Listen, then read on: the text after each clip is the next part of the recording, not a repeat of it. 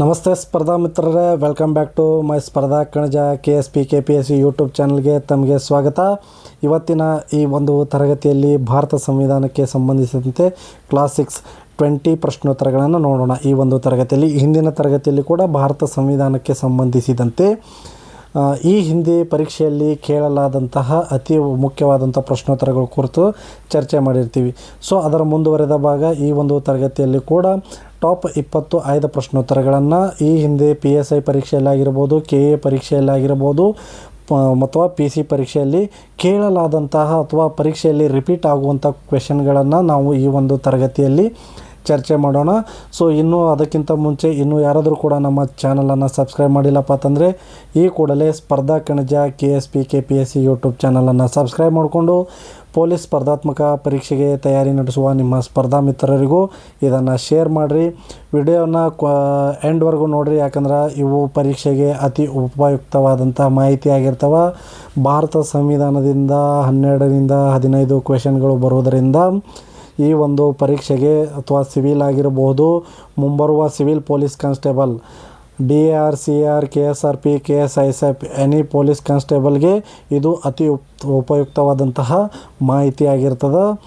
So ಯಾರೂ miss ಮಾಡದೆ ಈ ವಿಡಿಯೋನ ಸಂಪೂರ್ಣವಾಗಿ ನೋಡಿರಿ. ಸೊ ಜಾಸ್ತಿ ಹೊತ್ತು ಟೈಮ್ ವೇಸ್ಟ್ ಮಾಡೋದು ಬೇಡ. ಮೊದಲನೇ ಪ್ರಶ್ನೆ ಯಾವ ರೀತಿಯಲ್ಲಿದೆ ಅನ್ನೋದನ್ನು ನೋಡೋಣ. ಕ್ವೆಶನ್ ನಂಬರ್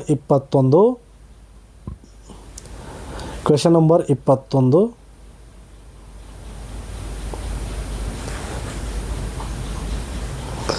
ಸಂವಿಧಾನದ ಪೀಠಿಕೆಯನ್ನು ಯಾರು ರಚಿಸಿದರು ಅಂತ ಕೇಳಿದರೆ ಆಪ್ಷನ್ಸ್ ಹೀಗಿದೆ: A. Doctor BR Ambedkar, B. Jawaharlal Nehru, C. Doctor Rajendra Prasad, D. Mahatma Gandhi.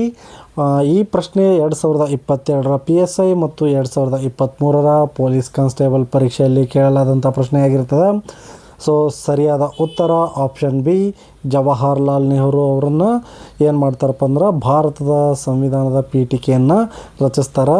ಈ ಒಂದು ಪೀಠಿಕೆಯನ್ನು ನಾವು ಎಲ್ಲಿಂದ ಕಾಪಿ ಅಥವಾ ಎರವಲು ಪಡೆದುಕೊಂಡಿದ್ದೀವಿ ಅಂತಂದ್ರೆ ಅಮೇರಿಕಾ ಸಂಯುಕ್ತ ಸಂಸ್ಥಾನದಿಂದ ಏನು ಮಾಡಿದ್ದೀವಪ್ಪ ಅಂತಂದ್ರೆ ನಾವು ಭಾರತದ ಪೀಠಿಕೆಯನ್ನು ಕಾಪಿ ಮಾಡ್ಕೊಂಡಿದ್ದೀವಿ. ನೆಹರು ಅವರು 13 ಡಿಸೆಂಬರ್ 1946ರಂದು ಮಂಡಿಸಿದ ಉದ್ದೇಶಗಳ ನಿರ್ಣಯದ ಮುಂದೆ ಪೀಠಿಕೆಯನ್ನಾಗಿ ಮಾರ್ಪಡಿದೆ. ಇದು ಒಂದು ಉದ್ದೇಶಗಳ ನಿರ್ಣಯ ಆಗಿರ್ತದೆ. ಇದೇ ಮುಂದೆ ಏನಾಗ್ತಪ್ಪ ಅಂತಂದ್ರೆ ಪೀಠಿಕೆಯಾಗಿ ಮಾರ್ಪಡುತ್ತೆ. ಪೀಠಿಕೆಯಲ್ಲಿ ನ್ಯಾಯ, ಸ್ವಾತಂತ್ರ್ಯ, ಸಮಾನತೆ, ಭಾತೃತ್ವ, ಜಾತ್ಯತೀತ ಎಂಬ ಪದಗಳನ್ನು ಈ ಒಂದು ಪೀಠಿಕೆಯಲ್ಲಿ ಇರಿಸಲಾಗಿದೆ. ಸೊ ಮುಂದಿನ ಪ್ರಶ್ನೆ ಹೇಗಿದೆ ಅಂತ ನೋಡೋಣ. Question number 22. ರಾಷ್ಟ್ರಪತಿಯ ಕ್ಷಮಾದಾನದ ಅಧಿಕಾರ ಯಾವ ವಿಧಿ ತಿಳಿಸಲಾಗುತ್ತದೆ ಅಂತ ಕೇಳಿದ್ದಾರೆ. 2023ರ PSI ಪರೀಕ್ಷೆಯಲ್ಲಿ ಕೇಳಲಾದಂಥ ಪ್ರಶ್ನೆ ಆಗಿರ್ತದೆ. A. ವಿಧಿ 72, B. ವಿಧಿ 75, C. ವಿಧಿ 78, D. ವಿಧಿ 161. ಸರಿಯಾದ ಉತ್ತರ ಆಪ್ಷನ್ A. ವಿಧಿ 72. ರಾಷ್ಟ್ರಪತಿಯವರು ಕ್ಷಮಾದಾನದ ಅಧಿಕಾರವನ್ನು ಯಾವ ವಿಧಿ ತಿಳಿಸ್ತಂದ್ರೆ ವಿಧಿ 72 ತಿಳಿಸ್ತದೆ. ವಿಧಿ 161 ರಾಜ್ಯಪಾಲರ ಕ್ಷಮಾದಾನವನ್ನು ತಿಳಿಸ್ತದೆ. ಆದರೆ ರಾಜ್ಯಪಾಲರಿಗೆ ಮರಣದಂಡನೆಯನ್ನು ಕ್ಷಮಿಸುವ ಅಧಿಕಾರ ಇಲ್ಲ. ರಾಷ್ಟ್ರಪತಿಯವರಿಗೆ ಮರಣದಂಡನೆಯನ್ನು ಕ್ಷಮಿಸುವ ಅಧಿಕಾರ ಇದೆ, ಆದರೆ ರಾಜ್ಯಪಾಲರಿಗೆ ಆ ಒಂದು ಅಧಿಕಾರ ಇಲ್ಲ. Question number 23. PC 2021 ಮತ್ತು PSI 2020ರಲ್ಲಿ ಕೇಳಲಾದಂಥ ಈ ಪ್ರಶ್ನೆ ಹೀಗಿದೆ: ರಾಜ್ಯಸಭೆಯಲ್ಲಿ ರಾಷ್ಟ್ರಪತಿಯವರು ಎಷ್ಟು ಸದಸ್ಯರನ್ನು ನಾಮನಿರ್ದೇಶನ ಮಾಡುತ್ತಾರೆ ಅಂತ ಕೇಳಿದ್ದಾರೆ. ಆಪ್ಷನ್ಸ್ ಹೀಗಿದೆ: A. 10 ಸದಸ್ಯರು, B. 12 ಸದಸ್ಯರು, C. 15 ಸದಸ್ಯರು, D. 2 ಸದಸ್ಯರು. ಸರಿಯಾದ ಉತ್ತರ ಆಪ್ಷನ್ B. 12 ಸದಸ್ಯರನ್ನು ರಾಜ್ಯಸಭೆಯಲ್ಲಿ ರಾಷ್ಟ್ರಪತಿಯವರು ವಿವಿಧ ಕ್ಷೇತ್ರಗಳಿಂದ ವಿವಿಧ ಸಾಧಕರನ್ನು 12 ಜನರನ್ನು ಇದು ನಾಮನಿರ್ದೇಶನ ಮಾಡ್ತಾರೆ. ವಿಧಿ 80 ರಾಜ್ಯಸಭೆಯ ಗರಿಷ್ಠ ಸದಸ್ಯರ ಸಂಖ್ಯೆ 250 ಆಗಿರ್ತದೆ. ವಿಧಿ 238 ರಾಜ್ಯ ಮತ್ತು ಕೇಂದ್ರಾಡಳಿತ ಪ್ರದೇಶಗಳ ಪರೋಕ್ಷ ಆಯ್ಕೆ ಬಗ್ಗೆ ತಿಳಿಸುತ್ತದೆ. 238 ಜನರು ಏನಪ್ಪ ಅಂತಂದ್ರೆ ರಾಜ್ಯ ಮತ್ತು ಕೇಂದ್ರಾಡಳಿತ ಪ್ರದೇಶಗಳಿಂದ ಪರೋಕ್ಷವಾಗಿ ಆಯ್ಕೆ ಆಗ್ತಾರೆ. ಇನ್ನು 12 ಏನು ಮಾಡ್ತಾರಪ್ಪ ಅಂತಂದ್ರೆ ರಾಷ್ಟ್ರಪತಿಯಿಂದ ನಾಮನಿರ್ದೇಶನಗೊಳ್ತಾರೆ. ರಾಷ್ಟ್ರಪತಿಯವರ ವಿವಿಧ ಕ್ಷೇತ್ರಗಳಾಗಿರ್ಬೋದು, ಸಾಹಿತ್ಯ ಆಗಿರ್ಬೋದು, ವಿಜ್ಞಾನ, ಕಲೆ, ಸಮಾಜ ಸೇವೆಯಲ್ಲಿ ಸಾಧನೆ ಮಾಡಿದಂಥ 12 ಜನರನ್ನು ರಾಜ್ಯಸಭೆಗೆ ನಾಮನಿರ್ದೇಶನ ಮಾಡುತ್ತಾರೆ.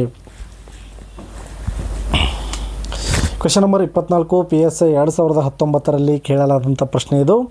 ಲೋಕಸಭೆಯ ಮೊದಲ ಸ್ಪೀಕರ್ ಯಾರು ಅಂತ ಕೇಳಿದರೆ, ಈ ಹಿಂದೆ ಪೊಲೀಸ್ ಕಾನ್ಸ್ಟೇಬಲ್ಗಳಲ್ಲೂ ಕೂಡ ಈ ಒಂದು ಪ್ರಶ್ನೆ ಏನಾಗಿರ್ತಪ್ಪ ಅಂದ್ರೆ ರೈಸ್ ಆಗಿರ್ತದೆ. ಸೊ ನೆನಪಿಡಿ, ಇದು ಒಂದು ಪ್ರಶ್ನೆ ಅತಿ ಮುಖ್ಯವಾಗಿರ್ತದೆ. A. G.V. Mavalankar, B.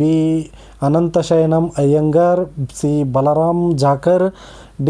Meera Kumar. ಸರಿಯಾದ ಉತ್ತರ ಯಾವುದಪ್ಪ ಅಂತಂದ್ರೆ ಆಪ್ಷನ್ A. G.V. ಮಾವಳಂಕರ್ ಭಾರತದ ಲೋಕಸಭೆಯ ಮೊಟ್ಟ ಮೊದಲ ಸ್ಪೀಕರ್ ಆಗಿರ್ತಾರೆ. G.V. ಮಾವಳಂಕರ್ ಅವರು ಭಾರತದ ಮೊದಲ ಸ್ಪೀಕರ್ ಆಗಿರ್ತಾರೆ. ಯಾವ ಒಂದು ಅವಧಿಯಲ್ಲಿ ಅಂತಂದ್ರೆ 1952ರಿಂದ 56ರ ಅವಧಿಯಲ್ಲಿ ಇವರು ಲೋಕಸಭೆ ಸ್ಪೀಕರ್ ಆಗಿರ್ತಾರೆ. ಸ್ಪೀಕರ್ ಸದನದ ಗೌರವ ಮತ್ತು ಶಿಸ್ತನ್ನು ಕಾಪಾಡುತ್ತಾರೆ. ಹಣಕಾಸಿನ ಮಸೂದೆಯನ್ನು ನಿರ್ಧಾರ ಮಾಡುವ ಅಧಿಕಾರ ಯಾರಿಗಿದೆ ಅಂತಂದ್ರೆ ಅದು ಲೋಕಸಭೆಗೆ ಸ್ಪೀಕರ್ ಅವರಿಗೆ ಇದೆ. ಹಣಕಾಸು ಮಸೂದೆಯನ್ನು ಒಂದು ಮಸೂದೆ ಅಂತ ಅಂತಿಮ ಅಧಿಕಾರ ಯಾರಿಗಿರ್ತಪ್ಪ ಅಂತಂದ್ರೆ ಮಂಡಿಸೋದು ಅದು ಲೋಕಸಭೆಯ ಸ್ಪೀಕರ್ಗೆ. ಅದನ್ನು ಮಂಡಿಸ್ಲೂಬೋದು ಅಥವಾ ಇಟ್ಕೊಂಡು ಕೂರ್ಬೋದು. ಅದು ಅವರ ವಿವೇಚನೆಗೆ ಬಿಟ್ಟಿದ್ದು. ಮಂಡಿಸೋದು ಬಿಡೋದು ಅವರ ವಿವೇಚನೆಗೆ ಬಿಟ್ಟಿದ್ದು. ಮೊದಲ ಮಹಿಳಾ ಸ್ಪೀಕರ್ ಯಾರಪ್ಪ ಅಂತಂದ್ರೆ ಮೀರಾ ಕುಮಾರ್ 2009ರಿಂದ 14ರವರೆಗೆ.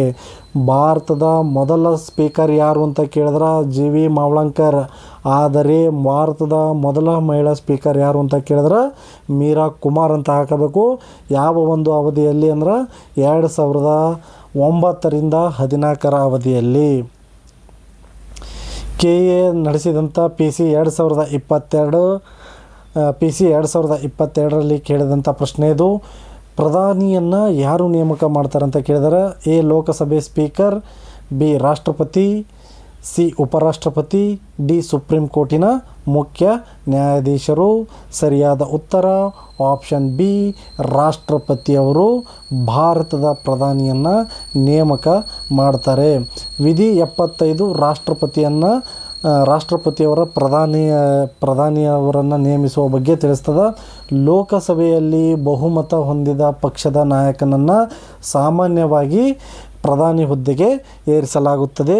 ಬಹುಮತ ಇಲ್ಲದಿದ್ದರೆ ರಾಷ್ಟ್ರಪತಿಯ ವಿವೇಚನೆಗೆ ಬಿಟ್ಟಿದ್ದು ಯಾರನ್ನು ಪ್ರಧಾನಿ ಮಾಡಬೇಕೆಂಬುದು ರಾಷ್ಟ್ರಪತಿಯವರಿಗೆ ವಿವೇಚನೆಗೆ ಬಿಟ್ಟಿದ್ದು. ಆದರೆ ಲೋಕಸಭೆಯಲ್ಲಿ ಬಹುಮತ ಹೊಂದಿದ ನಾಯಕನಿದ್ದರೆ ಆ ಒಂದು ಹುದ್ದೆ ಪ್ರಧಾನಿಗೆ ಅರ್ಹರಾಗಿರ್ತಾರೆ. ಪ್ರಧಾನಿ ಲೋಕಸಭೆಯಲ್ಲಿ ಸಾಬೀತುಪಡಿಸಬೇಕೇನೆಂದರೆ ಬಹುಮತ ಸಾಬೀತುಪಡಿಸಬೇಕು. ಇಲ್ಲದಿದ್ದರೆ ಅದು ರಾಷ್ಟ್ರಪತಿಯವರ ವಿವೇಚನಾಧಿಕಾರ ಅವರಿಗೆ ಬಿಟ್ಟಿದ್ದು. PSI 2023ರಲ್ಲಿ ಕೇಳಿದಂಥ ಈ ಪ್ರಶ್ನೆ ಕ್ವೆಶ್ಚನ್ ನಂಬರ್ 26. ಅಟಾರ್ನಿ ಜನರಲ್ ಯಾವ ವಿಧಿಯ ಅಡಿಯಲ್ಲಿ ನೇಮಕ ಮಾಡ್ತಾರೆ ಅಂದ್ರೆ ಅಟಾರ್ನಿ ಜನರಲ್ ಅವರನ್ನು ಯಾವ ಒಂದು ವಿಧಿಯ ಅಡಿಯಲ್ಲಿ ನೇಮಕ ಮಾಡಲಾಗುತ್ತೆ ಅಂತ ಕೇಳಿದರೆ ಈ ಕ್ವೆಶ್ಚನ್ PC ಪ್ರಶ್ನೋತ್ತರ ಪತ್ರಿಕೆಯಲ್ಲೂ ಕೂಡ ಕೇಳಲಾಗಿದೆ. ವಿಧಿ 76, B. ವಿಧಿ 148, C. ವಿಧಿ 280, D. ವಿಧಿ 324. ಸರಿಯಾದ ಉತ್ತರ ಯಾವುದಂದ್ರೆ ಆಪ್ಷನ್ A. ವಿಧಿ 76 ಅಟಾರ್ನಿ ಜನರಲ್ ನೇಮಕಾತಿಗೆ ಸಂಬಂಧಿಸಿದ ವಿಧಿಯಾಗಿದೆ. ಭಾರತದ ಅತ್ಯುನ್ನತ ಕಾನೂನು ಅಧಿಕಾರಿ ಯಾರು ಅಂತ ಈ ಹಿಂದೆ ಪೊಲೀಸ್ ಪರೀಕ್ಷೆಯಲ್ಲಿ ಕೇಳಿದ್ದಾರೆ. ಭಾರತದ ಅತ್ಯುನ್ನತ ಕಾನೂನು ಅಧಿಕಾರಿ ಯಾರು ಅಂತಂದ್ರೆ ಅದು ಅಟಾರ್ನಿ ಜನರಲ್ ಭಾರತದ ಅತ್ಯುನ್ನತ ಕಾನೂನು ಅಧಿಕಾರಿಯಾಗಿರ್ತಾರೆ.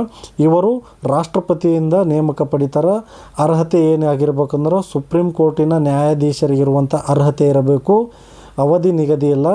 ರಾಷ್ಟ್ರಪತಿಯವರ ಇಚ್ಛೆ ಇರುವವರೆಗೂ ಇವರು ತಮ್ಮ ಅಧಿಕಾರಿಯಾದ ಅಟಾರ್ನಿ ಜನರಲ್ ಆಗಿ ಮುಂದುವರಿಯಬಹುದು.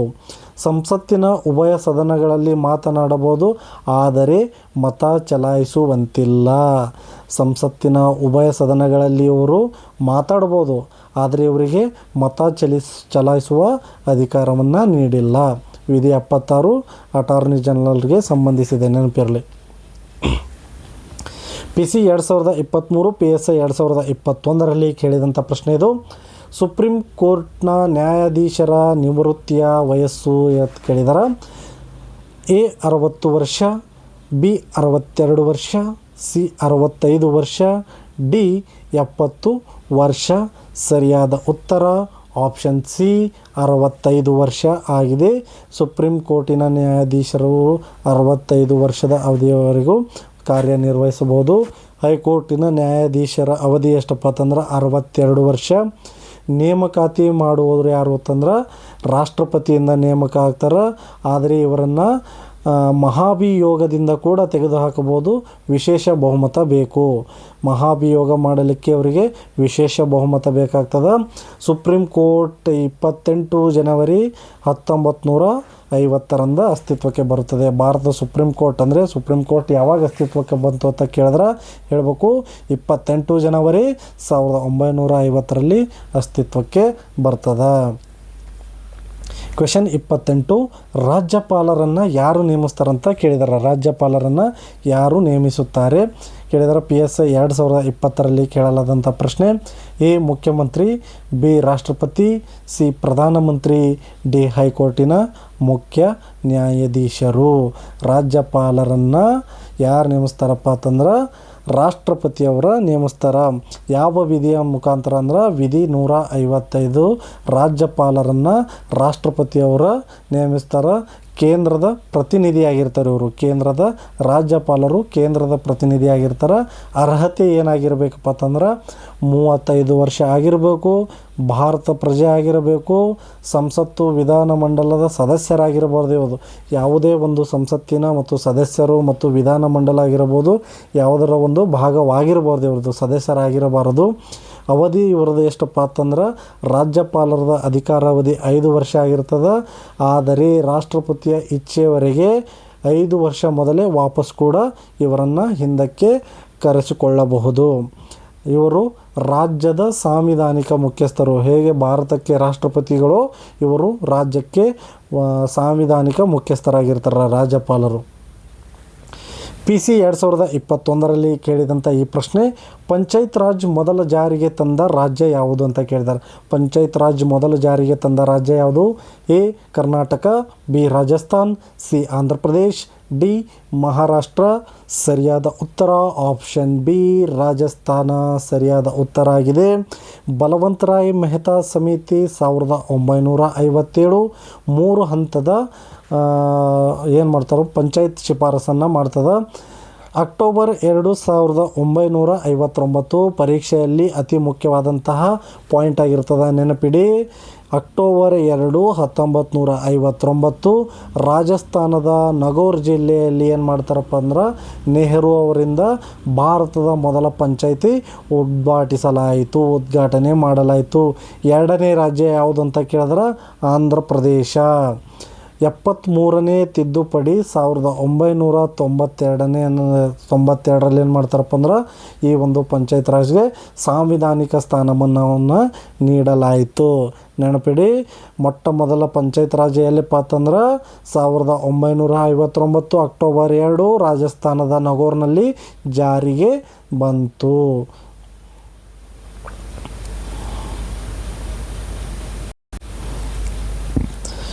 PSI 2023ರಲ್ಲಿ ಕೇಳಿದಂಥ ಈ ಪ್ರಶ್ನೆ. ಚುನಾವಣಾ ಆಯೋಗ ಯಾವ ಒಂದು ವಿಧಿಯ ಅಡಿಯಲ್ಲಿ ಬರುತ್ತದೆ ಅಂತ ಕೇಳಿದರೆ. ಆಪ್ಷನ್ ಎ ವಿಧಿ 324, ಆಪ್ಷನ್ ಬಿ ವಿಧಿ 280, ಆಪ್ಷನ್ ಸಿ ವಿಧಿ 148, ಡಿ ವಿಧಿ 76. ಸರಿಯಾದ ಉತ್ತರ ಆಪ್ಷನ್ ಎ 324 ಸರಿಯಾಗಿದೆ. ಚುನಾವಣಾ ಆಯೋಗದ ಬಗ್ಗೆ ತಿಳಿಸುವಂಥ ವಿಧಿ 324. ಲೋಕಸಭೆ, ರಾಜ್ಯಸಭೆ, ವಿಧಾನಸಭೆ, ರಾಷ್ಟ್ರಪತಿ, ಉಪರಾಷ್ಟ್ರಪತಿ ಚುನಾವಣೆಯನ್ನು ಯಾರು ಮಾಡ್ತಾರಪ್ಪ ಅಂತಂದ್ರೆ ಚುನಾವಣಾ ಆಯೋಗ, ಕೇಂದ್ರ ಚುನಾವಣಾ ಆಯೋಗ ಮಾಡ್ತದೆ. 3 ಸದಸ್ಯರು ಇರ್ತಾರೆ. ಒಬ್ಬರು ಮುಖ್ಯ ಮತ್ತು 2 ಇತರೆ ಆಯುಕ್ತರನ್ನು ಒಳಗೊಂಡಿದೆ. ಮುಖ್ಯ ಆಯುಕ್ತರು ಸುಪ್ರೀಂ ಕೋರ್ಟಿನ ನ್ಯಾಯಾಧೀಶರ ರೀತಿ ಮಾತ್ರ ತೆಗೆದುಹಾಕಬಹುದು. ಅಂದರೆ ಮಹಾಭಿಯೋಗದ ಮೂಲಕ ಇವರನ್ನು ತೆಗೆದುಹಾಕಬಹುದು ಅಂತ ಹಾಗೆ ತಿಳಿಸಲಾಗಿದೆ. Question number 31. ಹಣಕಾಸು ಆಯೋಗ ಎಷ್ಟು ವರ್ಷಕ್ಕೊಮ್ಮೆ ರಚಿಸಲಾಗುತ್ತದೆ ಅಂತ 2022 PSI ಪರೀಕ್ಷೆಯಲ್ಲಿ ಕೇಳಲಾದಂಥ ಪ್ರಶ್ನೆ. 3 ವರ್ಷ, ಬಿ 5 ವರ್ಷ, ಸಿ 6 ವರ್ಷ, ಡಿ 2 ವರ್ಷ.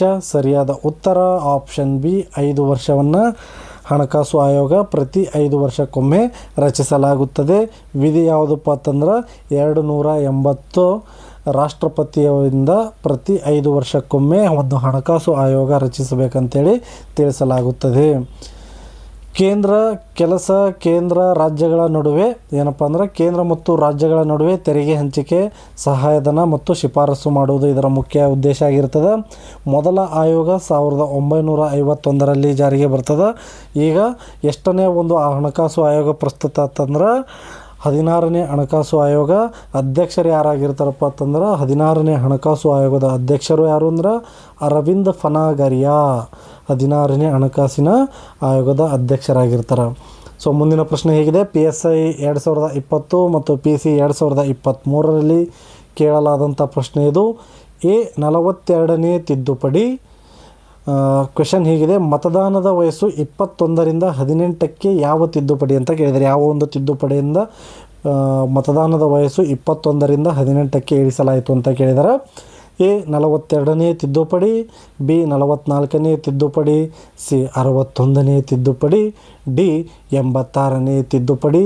ಸರಿಯಾದ ಉತ್ತರ ಏನಪ್ಪ ಅಂತಂದ್ರೆ ಆಪ್ಷನ್ ಸಿ 61ನೇ ತಿದ್ದುಪಡಿಯ ಮೂಲಕ ರಾಜೀವ್ ಗಾಂಧಿಯವರ ಅವಧಿಯಲ್ಲಿ ವಿಧಿ 326 ತಿದ್ದುಪಡಿ ಮಾಡುವ ಮೂಲಕ ಮತದಾನದ ವಯಸ್ಸನ್ನು 21ರಿಂದ 18ಕ್ಕೆ ಯಾರ ಅವಧಿ ಅಂತಂದ್ರೆ ರಾಜೀವ್ ಗಾಂಧಿಯವರು ಪ್ರಧಾನಿಯಾಗಿರ್ತಾರೆ. 1988 61ನೇ ತಿದ್ದುಪಡಿ ಯಾವಾಗ ಜಾರಿಗೆ ಬರ್ತಪ್ಪ ಅಂತಂದ್ರೆ 28 ಮಾರ್ಚ್ 1989ರಂದು ಜಾರಿಗೆ ಬರ್ತದೆ. ಇದರಿಂದ ಏನಾಗುತ್ತಪ್ಪ ಅಂತಂದ್ರೆ ಭಾರತದ ಯುವ ಜನತೆ ಪ್ರಜಾಪ್ರಭುತ್ವದ ಅಂತಂದ್ರೆ ಚುನಾವಣೆಯಲ್ಲಿ ಹೆಚ್ಚಿನ ಸಂಖ್ಯೆಯಲ್ಲಿ ಪಾಲ್ಗೊಳ್ಳುವಂತಹ ಅವಕಾಶವನ್ನು ಕಲ್ಪಿಸಲಾಯಿತು. ಮುಂದಿನ ಪ್ರಶ್ನೆ ಹೇಗಿದೆ, ಕ್ವೆಶನ್ ನಂಬರ್ 33. ಆಸ್ತಿಯ ಹಕ್ಕು ಮೂಲಭೂತ ಹಕ್ಕಿನಿಂದ ಯಾವಾಗ ತೆಗೆದರು? ಆಸ್ತಿಯನ್ನು ಹೊಂದುವ ಹಕ್ಕು ಪ್ರಸ್ತುತ ಮೂಲಭೂತ ಹಕ್ಕಿನಲ್ಲಿತ್ತು, ಅದನ್ನು ಯಾವ ಒಂದು ಹಕ್ಕಿನಿಂದ ತೆಗೆದುಹಾಕಿದಾರಂತ ಕೇಳಿದರೆ, ಈ ಪ್ರಶ್ನೆ PSI 2021ರಲ್ಲಿ ಕೇಳಿದರು. ಎ 42ನೇ ತಿದ್ದುಪಡಿ 1976, ಬಿ 44ನೇ ತಿದ್ದುಪಡಿ 1978, ಸಿ 46ನೇ ತಿದ್ದುಪಡಿ 1982, ಡಿ 52ನೇ ತಿದ್ದುಪಡಿ 1985. ಸರಿಯಾದ ಉತ್ತರ ಆಪ್ಷನ್ ಎ ಆಪ್ಷನ್ ಬಿ 44ನೇ ತಿದ್ದುಪಡಿ 1978ರಲ್ಲಿ. ಆರಂಭದಲ್ಲಿ ವಿಧಿ ಏನಪ್ಪ ಅಂದ್ರೆ 19(1)(f) ಮತ್ತು 31ರಲ್ಲಿ ಆಸ್ತಿಯ ಹಕ್ಕು ಮೂಲಭೂತ ಹಕ್ಕಾಗಿತ್ತು. ಮೊದಲು ಆಸ್ತಿಯ ಹಕ್ಕು ಮೂಲಭೂತ ಹಕ್ಕಾಗಿತ್ತು. ಈಗ ಪ್ರಸ್ತುತ ಯಾವುದಾಗಿದೆಯಪ್ಪ ಅಂತಂದ್ರೆ ಅದನ್ನು ಕಾನೂನುಬದ್ಧ ಹಕ್ಕಾಗಿ ಮಾಡಲಾಗಿದೆ. ಇದು ಪರೀಕ್ಷೆಯಲ್ಲಿ ಕೇಳಿದ್ದಾರೆ, PC ಪರೀಕ್ಷೆಯಲ್ಲಿ ಕೇಳಿದರೆ ಆಸ್ತಿಯ ಹಕ್ಕನ್ನು ಅದು ಯಾವ ರೀತಿಯ ಹಕ್ಕಂತ ಕೇಳಿದರೆ ಅದು ಕಾನೂನುಬದ್ಧ ಹಕ್ಕು ಅಥವಾ ಕಾನೂನಾತ್ಮಕ ಹಕ್ಕಾಗಿದೆ. 44ನೇ ತಿದ್ದುಪಡಿ 1978ರಲ್ಲಿ ಜನತಾ ಸರ್ಕಾರ ಮೂಲಭೂತ ಹಕ್ಕಿನಿಂದ ಆಸ್ತಿಯ ಹಕ್ಕನ್ನು ತೆಗೆದು ವಿಧಿ 300A ಅಡಿಯಲ್ಲಿ ಕಾನೂನಾತ್ಮಕ ಅಥವಾ ಲೀಗಲ್ ರೈಟ್ ಎಂದು ಮಾಡಿತು. ಕಾರಣ ಭೂ ಸುಧಾರಣಾ ಕಾಯ್ದೆಗಳಿಗೆ ಅಡ್ಡಿಯಾಗ್ತಿತ್ತು. ಈ ಒಂದು ಆಸ್ತಿಯ ಹಕ್ಕು ಭೂ ಸುಧಾರಣಾ ಕಾಯ್ದೆಗಳಿಗೆ ಅಡ್ಡಿ ಆಗ್ತಾಯಿತ್ತು ಅನ್ನೋ ಕಾರಣಕ್ಕೋಸ್ಕರ ಅದನ್ನು ಮೂಲಭೂತ ಹಕ್ಕುಗಳ ಪಟ್ಟಿಯಿಂದ ಕೈ ಬಿಡಲಾಯಿತು. ಪ್ರಸ್ತುತ ಅದು ಕಾನೂನಾತ್ಮಕ ಹಕ್ಕು. ಭಾರತದಲ್ಲಿ ಈಗ ಒಟ್ಟು 6 ಮೂಲಭೂತ ಹಕ್ಕುಗಳಿವೆ. Question number 34. PC 2022ರಲ್ಲಿ ಕೇಳಿದಂಥ ಈ ಪ್ರಶ್ನೆ ಹೀಗಿದೆ, ಅಧಿಕೃತ ಭಾಷೆಗಳ ಬಗ್ಗೆ ಯಾವ ಭಾಗದಲ್ಲಿ ತಿಳಿಸಲಾಗಿದೆ ಅಂತ ಕೇಳಿದರೆ,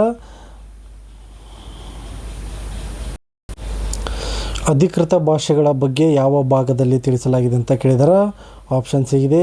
ಎ ಭಾಗ 16, ಭಾಗ 15, ಸಿ ಭಾಗ 18, ಡಿ ಭಾಗ 16. ಸರಿಯಾದ ಉತ್ತರ ಯಾವುದಪ್ಪ ಅಂತಂದ್ರೆ ಭಾಗ 17. ಭಾಗ 17 ಸರಿಯಾದ ಉತ್ತರ ಆಗಿದೆ. ವಿಧಿ 343ರಿಂದ 351 ಬಗ್ಗೆ ಅಧಿಕೃತ ಭಾಷೆಗಳ ಬಗ್ಗೆ ತಿಳಿಸ್ತದೆ. ವಿಧಿ 343 ಕೇಂದ್ರದ ಅಧಿಕೃತ ಭಾಷೆ ಹಿಂದಿ, ಲಿಪಿ ದೇವನಾಗರಿ ಲಿಪಿ, ಇಂಗ್ಲೀಷ್ ಕೂಡ ಮುಂದುವರಿಕೆ 1963ರ ಕಾಯ್ದೆ ಆಗಿರ್ತದೆ. ವಿಧಿ 345 ರಾಜ್ಯಗಳು ತಮ್ಮ ಅಧಿಕೃತ ಭಾಷೆಗಳನ್ನು ನಿರ್ಧರಿಸಬಹುದು ಅಂತ ತಿಳಿಸ್ತದೆ. ಯಾವುದಪ್ಪ ಅಂದ್ರೆ ವಿಧಿ 345 ರಾಜ್ಯಗಳು ತಮ್ಮ ಅಧಿಕೃತ ಭಾಷೆಯನ್ನು ನಿರ್ಧರಿಸಬಹುದು. ಕರ್ನಾಟಕದ ಅಧಿಕೃತ ಭಾಷೆ Kannada. So question number 35, CAG ಯಾವ ವಿಧಿಯ ಅಡಿಯಲ್ಲಿ ನೇಮಕ ಮಾಡಲಾಗುತ್ತೆ? CAGಯನ್ನು ಯಾವ ಒಂದು ವಿಧಿಯ ಅಡಿಯಲ್ಲಿ ನೇಮಕ ಮಾಡಲಾಗುತ್ತೆ ಅಂತ ಕೇಳಿದರೆ, ಎ ವಿಧಿ 148, ಬಿ ವಿಧಿ 76, ಸಿ ವಿಧಿ 280, ಡಿ ವಿಧಿ 324. ಸರಿಯಾದ ಉತ್ತರ ಆಪ್ಷನ್ ಎ ವಿಧಿ 148 ಕಂಟ್ರೋಲರ್ ಆ್ಯಂಡ್ ಆಡಿಟರ್ ಜನರಲ್ ಅಂದರೆ ಲೆಕ್ಕಪತ್ರದ ಕಾವಲುಗಾರರನ್ನು ವಿಧಿ 148 ಮೂಲಕ ರಾಷ್ಟ್ರಪತಿಯವರು ಏನು ಮಾಡ್ತಾರಪ್ಪ ಅಂತಂದ್ರೆ ನೇಮಕ ಮಾಡ್ತಾರೆ. ಕೇಂದ್ರ ಮತ್ತು ರಾಜ್ಯ ಸರ್ಕಾರಗಳ ಲೆಕ್ಕಪತ್ರವನ್ನು ಇವರು ಮಾಡ್ತಾರೆ. ಯಾರು ಅಂದ್ರೆ ಕಂಟ್ರೋಲರ್ ಆ್ಯಂಡ್ ಆಡಿಟರ್ ಜನರಲ್. ಇವರ ಅಧಿಕಾರಾವಧಿ 6 ವರ್ಷ ಅಥವಾ 65 ವರ್ಷ ಯಾವುದು ಮೊದಲಾಗುತ್ತದೋ ಅದು ಆಗಿರ್ತದೆ. ಇವರನ್ನು ಮಹಾಭಿಯೋಗದಿಂದ ಮಾತ್ರ ತೆಗೆದು ಹಾಕಬಹುದು. ಇವರನ್ನು ಯಾವೊಂದು ಇದರಿಂದ ತೆಗೆದು ಹಾಕಬಹುದು ಅಂದ್ರೆ ಮಹಾಭಿಯೋಗದಿಂದ ಮಾತ್ರ ತೆಗೆದು ಹಾಕಬಹುದು. ಕ್ವೆಶನ್ ನಂಬರ್ 36, GST ಮಂಡಳಿ ಯಾವ ಒಂದು ವಿಧಿ ಅಡಿಯಲ್ಲಿ ಬರುತ್ತೆ ಅಂತ ಕೇಳಿದರೆ, ಕ್ವೆಶನ್ PSI 2023ರಲ್ಲಿ ಕೇಳಿದಂಥ ಪ್ರಶ್ನೆ ಆಗಿರ್ತದೆ. ವಿಧಿ 279 ಎ, ಬಿ ವಿಧಿ 280, ಸಿ ವಿಧಿ 268, ಡಿ ವಿಧಿ 270 ಆಗಿರ್ತದೆ. ಸರಿಯಾದ ಉತ್ತರ ಯಾವುದಪ್ಪ ಅಂತಂದ್ರೆ ಆಪ್ಷನ್ ಎ ವಿಧಿ 279 ಎ GST ಬಗ್ಗೆ ತಿಳಿಸ್ತದೆ. 101ನೇ ತಿದ್ದುಪಡಿ 2016ರಲ್ಲಿ 101ನೇ ತಿದ್ದುಪಡಿ ಮೂಲಕ 2016ರಲ್ಲಿ ಗೂಡ್ಸ್ ಆ್ಯಂಡ್ ಸರ್ವಿಸ್ ಟ್ಯಾಕ್ಸನ್ನು ಜಾರಿಗೆ ತರಲಾಯಿತು ವಿಧಿ 279ರ ಅಡಿಯಲ್ಲಿ. GST ಮಂಡಳಿ ಅಧ್ಯಕ್ಷರು ಕೇಂದ್ರ ಹಣಕಾಸು ಸಚಿವರಾಗಿರ್ತಾರೆ. GST ಮಂಡಳಿ ಅಧ್ಯಕ್ಷರು ಯಾರಪ್ಪ ಅಂತಂದ್ರೆ ಪ್ರಧಾನಿಯಾಗಿರಲ್ಲ, ಕೇಂದ್ರ ಹಣಕಾಸು ಸಚಿವರು ಆಗಿರ್ತಾರೆ. ಸದಸ್ಯರೇ ಆಗಿರ್ತಾರೆ ಯಾರಾಗಿರ್ತಾರಪ್ಪ ಅಂದ್ರೆ ಕೇಂದ್ರ ಮತ್ತು ರಾಜ್ಯದ ಸಚಿವರು ಆಗಿರ್ತಾರೆ ಮತ್ತು ರಾಜ್ಯಗಳ ಹಣಕಾಸು ಸಚಿವರು ಕೂಡ ಇದರ ಸದಸ್ಯರಾಗಿರ್ತಾರೆ. GST ತೆರಿಗೆ ದರ ವಿನಾಯಿತಿ ಮತ್ತು ಮಿತಿಯನ್ನು ನಿರ್ಧರಿಸುತ್ತದೆ.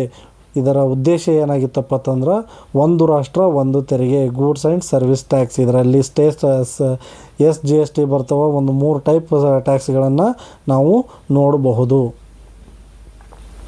ಕ್ವೆಶನ್ ನಂಬರ್ 37, PC 2020 ಮತ್ತು PSI 2021ರಲ್ಲಿ ಕೇಳಿದಂಥ ಪ್ರಶ್ನೆ ಇದಾಗಿದೆ. 37ನೇ ಪ್ರಶ್ನೆ, ಪಂಚಾಯತ್ ರಾಜ್ಗೆ ಸಂವಿಧಾನದ ಸ್ಥಾನಮಾನವನ್ನು ನೀಡಿದ ತಿದ್ದುಪಡಿ ಯಾವುದು ಅಂತ ಕೇಳಲಾಗಿದೆ.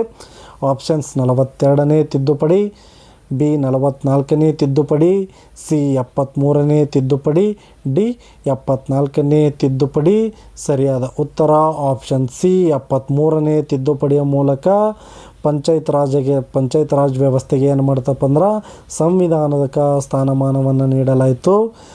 11ನೇ ಅನುಸೂಚಿಯಲ್ಲಿ ಇದೊಂದು ತಿಳಿಸಲಾಗಿದೆ. 11ನೇ ಅನುಸೂಚಿಯಲ್ಲಿ ತಿಳಿಸಲಾಗಿದೆ. ಈ ಒಂದು ಪಂಚಾಯತ್ ರಾಜ್ ಯಾವ ಭಾಗದಲ್ಲಿ ಬರ್ತದೆ ಅಂದ್ರೆ 9ನೇ ಭಾಗದಲ್ಲಿ ತಿಳಿಸಲಾಗಿದೆ. 24 ಏಪ್ರಿಲ್ 1993ರಂದು ಜಾರಿಗೆ ಬರ್ತದೆ ಪಂಚಾಯತ್ ರಾಜ್ ಈ ಒಂದು ಸಂವಿಧಾನಕ್ಕೆ ಇದು ತಿದ್ದುಪಡಿ. ಏಪ್ರಿಲ್ 24 ರಾಷ್ಟ್ರೀಯ ಪಂಚಾಯತ್ ದಿನವನ್ನಾಗಿ ಆಚರಣೆ ಮಾಡ್ತಲ್ಲ. ಯಾವಾಗ ಅಂತಂದ್ರೆ ಏಪ್ರಿಲ್ 24 ರಾಷ್ಟ್ರೀಯ ಪಂಚಾಯತ್ ರಾಜ್ ದಿನವನ್ನಾಗಿ 3 ಹಂತದ ಇದು ಇರುತ್ತೆ. 3 ಹಂತ. ಮೀಸಲಾತಿ 5 ವರ್ಷ, ಅವಧಿ 5 ವರ್ಷ ಆಗಿರ್ತದೆ. ರಾಜ್ಯ ಚುನಾವಣಾ ಆಯೋಗ, ಹಣಕಾಸು ಆಯೋಗ ಕಡ್ಡಾಯವಾಗಿರ್ತದೆ. 74ನೇ ತಿದ್ದುಪಡಿ ನಗರಸಭೆಗಳಿಗೆ ಸಂಬಂಧಿಸಿದೆ. 74ನೇ ತಿದ್ದುಪಡಿ ನಗರಸಭೆಗಳಿಗೆ ಸಂಬಂಧಿಸಿದೆ. ಮುಂದಿನ ಪ್ರಶ್ನೆ ಕ್ವೆಶನ್ ನಂಬರ್ 38, ಜಮ್ಮು ಕಾಶ್ಮೀರಕ್ಕೆ ವಿಶೇಷ ಸ್ಥಾನಮಾನ ನೀಡಿದ ವಿಧಿ ಯಾವುದಂತ ಕೇಳಿದರೆ ಪ್ರಸ್ತುತ ಇದನ್ನು ತೆಗೆದುಹಾಕಲಾಗಿದೆ. ಕ್ವೆಶನಲ್ಲಿ ಕೇಳಿದ್ರೆ ಹೇಳ್ರಿ. 370ನೇ ವಿಧಿ ಜಮ್ಮು ಕಾಶ್ಮೀರಕ್ಕೆ ನೀಡಿದಂಥ 370ನೇ ತಿದ್ದುಪಡಿಯನ್ನು ಹಿಂಪಡೆದು ಜಮ್ಮು ಕಾಶ್ಮೀರಕ್ಕೆ ನೀಡಿದ ವಿಶೇಷ ಸ್ಥಾನಮಾನವನ್ನು ಹಿಂಪಡೆದು ಜಮ್ಮು ಕಾಶ್ಮೀರವನ್ನು ಪ್ರತ್ಯೇಕಗೊಳಿಸಿ ಅದನ್ನು ರಾಜ್ಯದಿಂದ ಕೈಬಿಟ್ಟು ಅದನ್ನು ಕೇಂದ್ರಾಡಳಿತ ಪ್ರದೇಶವನ್ನು ಮಾಡಲಾಗಿದೆ. ಇದು ಪರೀಕ್ಷೆಗೆ ಉಪಯುಕ್ತವಾದಂಥ ಮಾಹಿತಿಯಾಗಿರ್ತದೆ. ಪ್ರತ್ಯೇಕ ಸಂವಿಧಾನ ಅವೆಲ್ಲ ಕ್ಯಾನ್ಸಲ್ ಮಾಡಿಬಿಟ್ಟು ಈಗ ಏನು ಮಾಡಿದ್ದಾರೆ ಅಂದರೆ ಹಿಂಪಡೆದು ಬಿಟ್ಟಿದ್ದಾರೆ. ಆಗಸ್ಟ್ 5, 2019ರಂದು 2 ಕೇಂದ್ರಾಡಳಿತ ಪ್ರದೇಶ ಮಾಡ್ತಾರೆ. ಜಮ್ಮು ಕಾಶ್ಮೀರವನ್ನು ಪ್ರತ್ಯೇಕ ಸಂವಿಧಾನನ ಎಲ್ಲ ಇದು ಮಾಡಿ 2 ಜಮ್ಮು ಕಾಶ್ಮೀರ ಮತ್ತು ಲಡಾಖನ್ನು ಕೇಂದ್ರಾಡಳಿತ ಪ್ರದೇಶವನ್ನಾಗಿ ಮಾಡ್ತಾರೆ. ಸುಪ್ರೀಂ ಕೋರ್ಟ್ 2023 ಡಿಸೆಂಬರ್ 11ರಂದು ಈ ರದ್ದತಿಯನ್ನು ಎತ್ತಿ ಹಿಡಿಯಿತು. ಸೊ ಹಾಗಾಗಿ ವಿಧಿ 335A ಕೂಡ ರದ್ದು ಮಾಡಲಾಗುತ್ತದೆ. ಕ್ವೆಶ್ಚನ್ ನಂಬರ್ 39 PSI 2021ರಲ್ಲಿ ಕೇಳಿದಂಥ ಪ್ರಶ್ನೆ ಇದಾಗಿದೆ. ಹಣಕಾಸು ತುರ್ತು ಪರಿಸ್ಥಿತಿಯ ಘೋಷಣೆಯಾಗಿದೆ ಅಂತ ಕೇಳಿದ್ದಾರೆ. ಕ್ವೆಶ್ಚನ್ ಹೀಗಿದೆ, ಹಣಕಾಸು ತುರ್ತು ಪರಿಸ್ಥಿತಿ ಘೋಷಣೆಯಾಗಿದೆ ಅಂತ ಕೇಳಿದ್ದಾರೆ.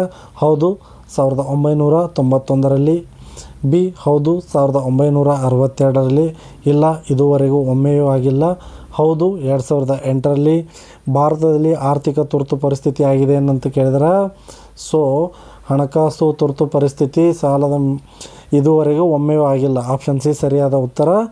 ಆರ್ಥಿಕ ತುರ್ತು ಪರಿಸ್ಥಿತಿ ಇಲ್ಲಿವರೆಗೆ ಹಣಕಾಸಿನ ತುರ್ತು ಪರಿಸ್ಥಿತಿ ಏನಪ್ಪ ಅಂತಂದ್ರೆ ಯಾವುದು ಇಲ್ಲಿವರೆಗೂ ಭಾರತದಲ್ಲಿ ಒಮ್ಮೆಯೂ ಆಗಿಲ್ಲ.